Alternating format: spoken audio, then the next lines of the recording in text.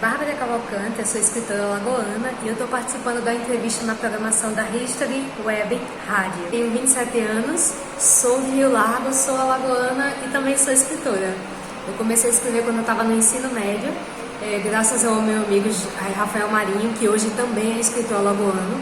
Ele apresentou para mim o primeiro capítulo do livro dele e quando ele mostrou para mim e pediu para eu ler, eu pensei, a gente pode escrever, sabe? Tipo, a gente pode ser autor, a gente pode escrever um livro. Eu não sabia, eu pensava que a gente precisava de alguma autorização especial, as trombetas soassem dos céus, anunciando que você era escritor. E aí ele perguntou pra mim, por que você não tenta também? E eu realmente tentei. E alguns anos depois eu publiquei o meu primeiro livro e de lá pra cá já foram 9 publicações. 3 publicações ainda estão em andamento da Fórmula 12, né? E eu tenho quase 30 prêmios de literatura, a maioria deles a nível de países lusófonos, né, que são países que falam da língua portuguesa. E ser escritor vai depender do seu objetivo, na verdade, né? Eu comecei a escrever como curiosidade, descobri que eu gostava, porque eu já gostava de ler, já era uma leitora, e eu queria continuar escrevendo para mim. A princípio eu tinha histórias na minha cabeça que eu queria contar essas histórias e eu comecei a escrever por causa disso. Eu não me importava muito com o título de escritor. Na verdade, mesmo depois do meu primeiro livro, eu ainda tinha uma dificuldade de me identificar como escritora. Isso só veio ao longo do tempo, né? Quando eu fui ganhando premiações de literatura, fui publicando outros materiais, aí começou a cair a ficha de que eu era uma escritora. Escrever em Alagoas é um pouco complicado.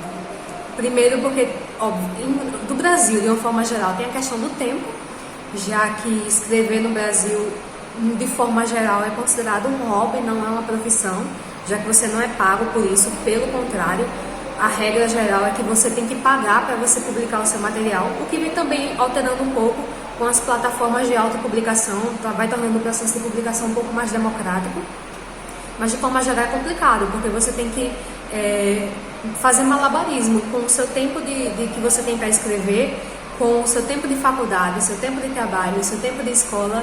Então é um pouco complicado você adquirir essa rotina de ser escritor e você conseguir encaixar isso na sua vida.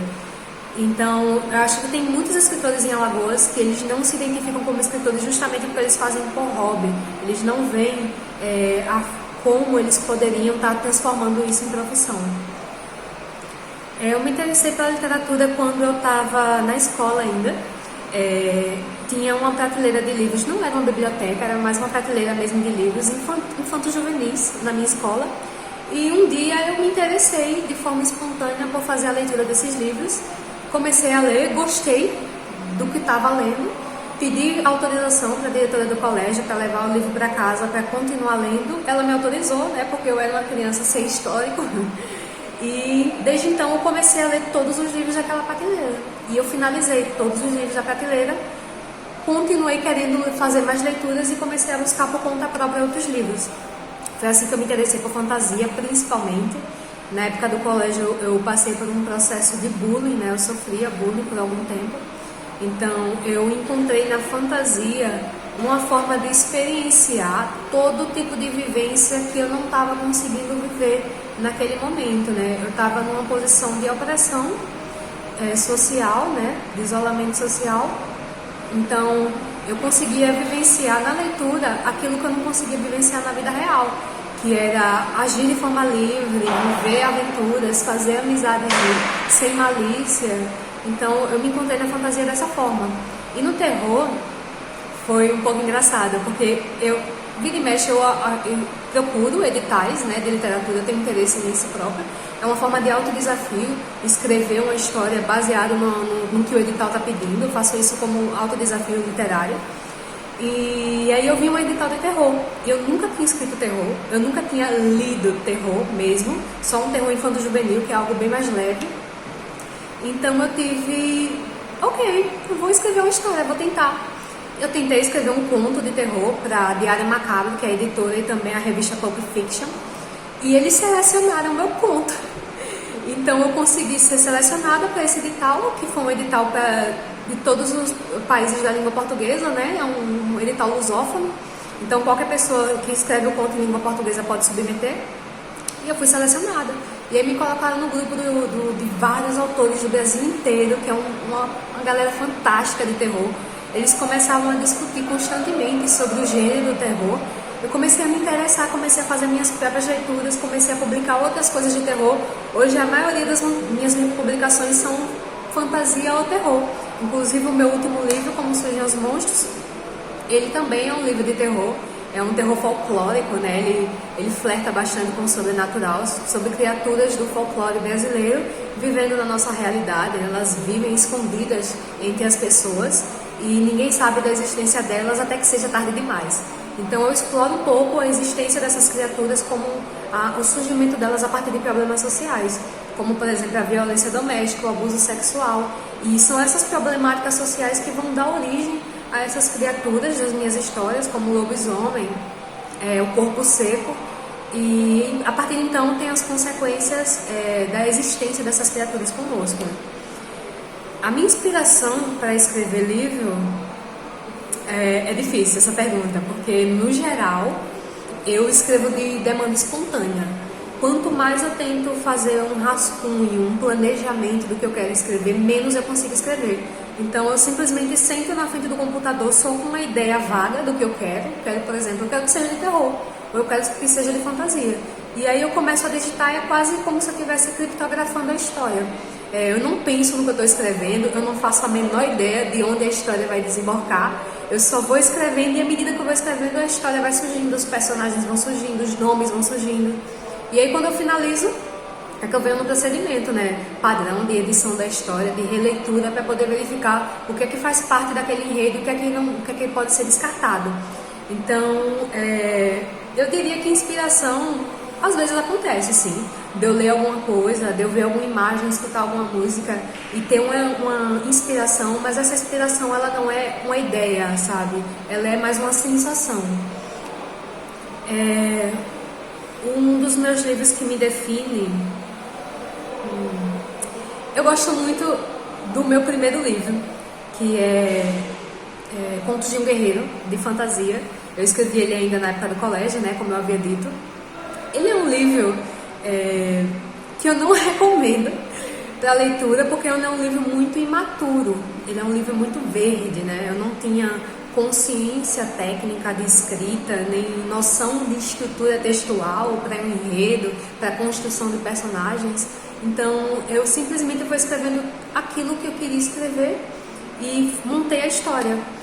Mas apesar de não ser um livro que não tem uma qualidade literária mais afinada, ele é um livro que eu gosto muito até hoje. É um livro inclusive que eu ainda penso seriamente em reescrever ele e lançar uma segunda edição, porque ele foi o meu pontapé inicial, né? Ele foi a primeira. Eu lembro como ontem, que eu sentei na frente do computador e escrevi Contos de um Guerreiro. O título veio de cara na minha cabeça.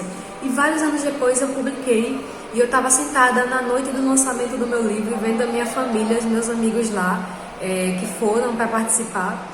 E eu fiquei, poxa, eu escrevi um livro, publiquei, estou aqui na noite de autógrafos do meu primeiro livro. É uma coisa que me marcou muito. Então ele continua sendo um dos meus queridinhos até hoje, apesar das peculiaridades literárias dele. A parte mais fácil e a parte mais difícil de escrita de um livro. A parte mais fácil para mim é realmente escrever, já que eu escrevo de forma espontânea, então eu sinto muita facilidade uma vez que eu estou inspirada. Eu só sento e começo a digitar sem pensar em nada. E a parte mais difícil é justamente a edição. Geralmente eu preciso de ajuda da edição, do Rafael Marinho ou do Pedro Vasconcelos, né, que são dois amigos meus que também são de Rio Largo e também são escritores. Eu sento com eles ou eu mando material para eles e peço a opinião deles, e eles são bem honestos comigo, tá? A gente briga muito, a gente discute muito, eles criticando alguma coisa que eles acham que não deveria estar lá e eu tentando defender minha obra, mas isso é muito importante no meu processo de desenvolvimento de escrita, porque é isso que me dá o que é necessário para eu melhorar como escritora. E aí, essa parte da edição é muito difícil para mim, por isso que eu preciso de ajuda de fora, para poder entender o que é que está funcionando, o que é que não está funcionando no enredo, e então fazer a edição do material. Dicas para jovens que querem começar a ser um escritor.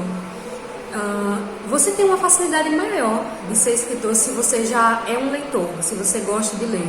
Não é uma regra, não é obrigatório, porém, quando você é um leitor, você já tem um conhecimento básico, mesmo que seja de forma inconsciente, da estrutura de um gênero literário, por exemplo. O que é necessário para passar a vibe de fantasia ou a vibe de terror, como é que eu construo isso? Então, se você já é um leitor, você já tem uma certa familiaridade com os elementos necessários para a construção de uma história, mas não é obrigatório. E a segunda dica que eu daria para você que está começando é ter uma rotina de escrita. Não escreva hoje e escreva de novo daqui a 3 meses, que para você retomar o que você está escrevendo é muito mais difícil. Então, estabeleça uma meta de escrita. Por exemplo, eu vou escrever 2 páginas por semana, ou eu vou escrever 1 página por dia. Estabeleça uma meta e finalize a história. Deixa essa história de molho na gaveta. Eu costumo fazer isso, eu termino de escrever uma história e deixo lá 1 semana, 2 de molho, sem retomar ela. E aí quando eu vou reler 2 semanas depois, eu já estou com outra percepção sobre a minha história. E aí isso torna mais fácil para mim fazer a edição dela. O meu contato, você pode me seguir nas redes sociais. O meu Instagram é i.mbarbie, i.mbarbie, né, a minha Barbie. Ou você pode me seguir no Facebook também, Bárbara Cavalcante, porém eu sou mais ativa no Instagram. E também através do Instagram você vai ter acesso ao meu portfólio com todas as minhas obras publicadas, como adquirir as minhas obras e também algumas dessas obras que são para leitura gratuita, tá? Então você pode me seguir, pode mandar mensagem para mim que eu adoro estar respondendo o pessoal. E além disso, você também pode falar comigo para estar adquirindo meu livro Como Surgem os Monstros, que ele está disponível para venda na Amazon, entre outras obras. Por R$4, e você também pode adquirir comigo pessoalmente o livro físico, que está sendo vendido por R$20. E é isso. Eu adorei participar dessa entrevista hoje. Eu espero que vocês fiquem bem, continuem lendo, continuem escrevendo para a gente ter mais escritores e mais material de qualidade na literatura nacional, explorando principalmente o folclore brasileiro, que é uma coisa que eu adoro. Tchau, tchau!